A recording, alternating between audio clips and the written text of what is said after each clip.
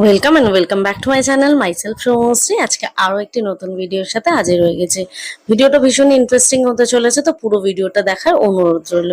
যদিও ভিডিওটা দিতে একটু লেট হয়ে গেছে, তার জন্য আমি ক্ষমা প্রার্থী। কারণ লাস্ট ফেব্রুয়ারি মাসে আমরা গিয়েছিলাম দুদিনের ছুটিতে কাছাকাছি কলকাতার। তো কলকাতা থেকে মাত্র 4 ঘন্টার মধ্যে পৌঁছে যাবেন একটি নিরিবিলি পরিবেশে, এটি সমুদ্র সৈকতের সামনে। তো সমুদ্র সৈকত বলতে বাঙালির কাছে দীঘা বা পুরী না, দীঘা পুরী ছাড়াও অন্য একটা জায়গা খুব সুন্দর, যেটা হচ্ছে নামখানা স্টেশন থেকে প্রায় খুব কাছে মৌসুমী আইল্যান্ড।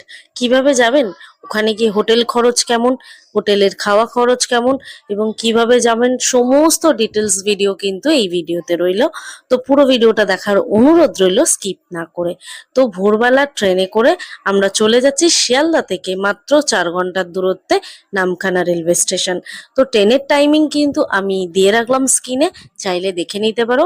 আমরা ভোর 5টা 20 ট্রেনটা ধরেছি, যে ট্রেনে করে গেলে কিন্তু 9টা সাড়ে 9টার মধ্যে পৌঁছে যাব রামখানা স্টেশন, এবং সেখান থেকে যেতে আরো প্রায় 1 ঘন্টা লাগবে। মানে 10:30টার মধ্যে আমরা কিন্তু মৌসুমী আইল্যান্ডের মধ্যে পৌঁছে যাব আশা করি, কারণ ট্রেন লেট করবে না। কারণ 10:30 11টা থেকেই কিন্তু চেকিং টাইম। যদি যত তাড়াতাড়ি যাবেন তত তাড়াতাড়ি চেক ইন করে কিন্তু আপনারা সমুদ্র সৈকতটা এনজয় করতে পারেন।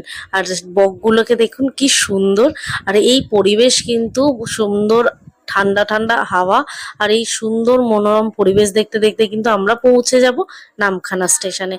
তো দিক দিগান্ত পুরো সবুজ।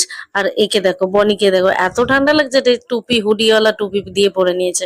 বাট আমার কিন্তু যতই ঠান্ডা লাগুক, আমার কিন্তু এই পরিবেশ ঠান্ডা খুব ভালো লাগে। মন আর মাথা কিন্তু সত্যি পরিবর্তন হয়। ধান চাষ হয়েছে এখানে, দেখ, ধান চাষ অলরেডি ধান তুলে নিয়েছে।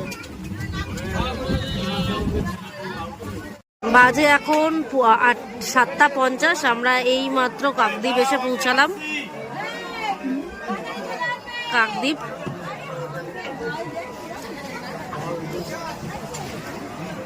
আর মোটামুটি 2-3টে স্টেশন, তারপর নামখানা। তো চলো নেমে কথা হচ্ছে। ট্রেন এখন কাকদ্বীপ স্টেশন থেকে ছুটছে কিন্তু নামখানার দিকে। নামখানায় প্রায় অন টাইম নামিয়ে দিয়েছে, আর নামাতে নামাতে প্রচুর বৃষ্টি পড়ছে। আমাদের বেরোতে বেরোতে একটু লেট হয়ে গেছে। তোমরা কিন্তু স্টেশন চত্বর থেকে বেরিয়ে একদম অন রোডে আসবে।